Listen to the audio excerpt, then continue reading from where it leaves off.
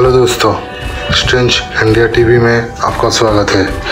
दोस्तों, यूनिवर्स ये ऐसा मिस्टीरियस है जिसका रहस्य प्राचीन काल से अभी तक चला आ रहा है और भविष्य में भी चलेगा, क्योंकि इसका विशालता इतनी बड़ा है और ये यूनिवर्स अपने अंदर इतना रहस्य छुपा के रखा है कि हम इंसान इसकी कल्पना भी नहीं कर पाएंगे।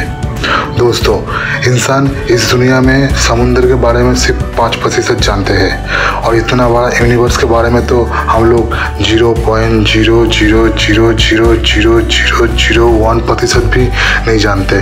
कभी न कभी ऊपर आसमान देख के जरूर सोचे होंगे ये आसमान कहाँ जाके ख़त्म हुआ होगा, कितना तक इसका विस्तार है, आखिर ये कहीं ना कहीं तो ख़त्म हुआ होगा, लेकिन कहाँ। दोस्तों, ये सवाल जानने से पहले आप ये बातें जानिए।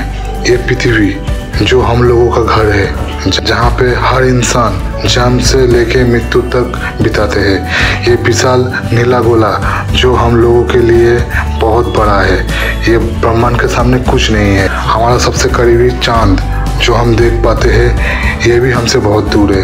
अगर हम लोग 100 किलोमीटर प्रति घंटा के रफ्तार से अगर जाए तो हमें यहाँ तक जाने में 160 दिन लग जाएगा।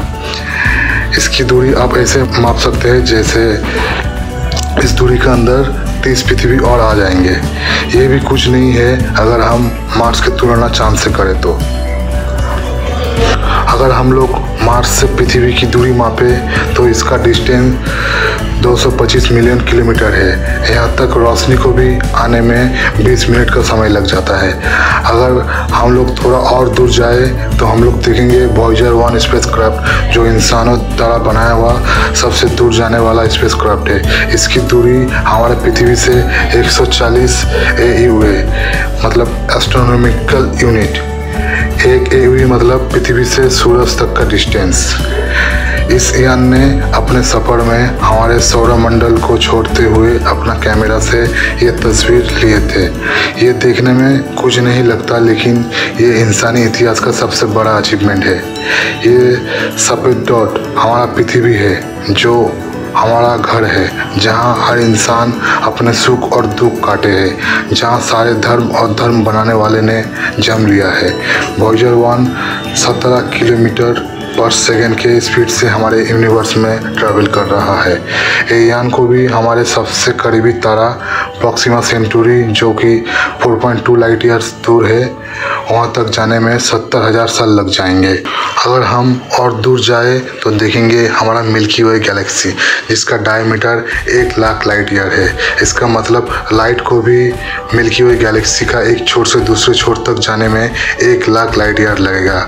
यहाँ लगभग 10,000 करोड़ सितारे और खरबों में प्लैनेट है।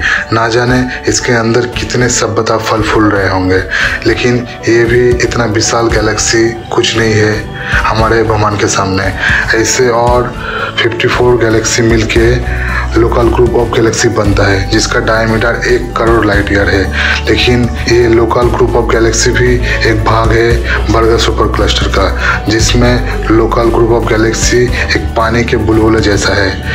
ये बर्गर सुपर क्लस्टर का डायमीटर 11 करोड़ लाइट ईयर होता है, लेकिन ये बर्गर सुपर क्लस्टर भी एक छोटा सा भाग है लानिकिया सुपर क्लस्टर का। इस लानिकिया सुपर क्लस्टर में 1 लाख से भी ज़्यादा हमारे मिल्की वे गैलेक्सी जैसा गैलेक्सी फंसा हुआ है।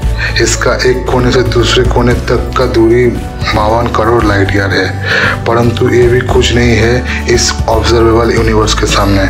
इस ऑब्जर्वेबल यूनिवर्स मतलब जहाँ तक हम देख पाए हैं, इससे आगे क्या है हम लोग सोच भी नहीं सकते, क्योंकि उससे आगे का रोशनी भी आज तक हमारे पास नहीं पहुँचे और शायद कभी नहीं पहुँचेंगे। दोस्तों, ये ऑब्जर्वेबल यूनिवर्स जिसके अंदर खरबों गैलेक्सी है, और इसमें अगर तारे की गिनती करें तो हमारे पृथ्वी में जितने रेती के दाने हैं उससे भी ज़्यादा इस ऑब्जर्वेबल यूनिवर्स में सितारे हैं। अगर इसका डायमीटर मापा जाए तो इसका डायमीटर 9,300 करोड़ लाइट ईयर है। दोस्तों, ये यूनिवर्स इतना रहस्यमय है जिसका समझ पाना हम लोगों के लिए परे है। ऑब्जर्वेबल यूनिवर्स के बाहर एक और यूनिवर्स हो, या ये भी हो सकता है उसके बाहर अलग डायमेंशन के जीव रहते हो, या ये भी हो सकता है हम लोग ही किसी अलग डायमेंशन जीव के लिविंग ऑर्गेनाइजर में रहते हो। ये सब एक थ्योरी है, पर कुछ भी हो सकता है, क्योंकि हमारे DNA का डिज़ाइन भी यूनिवर्स से बहुत मिलता है। हो सकता है जिस भगवान को हम लोग पूजते हैं, क्या पता उसके अंदर ही हम लोग रहते हैं। दोस्तों, हिंदू भगवान श्री कृष्ण के बारे में कहा जाता है कि वो जब मुंह खोला था उसके अंदर पूरा यूनिवर्स था, क्योंकि ये यूनिवर्स इतना परफेक्ट और मैथमेटिकली डिज़ाइन है कि लगता ही नहीं ये कोई साधारण ऑब्जेक्ट है। हमारे शरीर के अंदर करोड़ों सेल बनता है और नष्ट होता है, ठीक वैसे ही यूनिवर्स में करोड़ों तारे और प्लैनेट बनता है और नष्ट होता है। दोस्तों, जो भी है, अगर ये अनुमान सच भी हुआ तो हम लोग नहीं जान पाएंगे इसका आकार और इसकी फैलाव कितना है।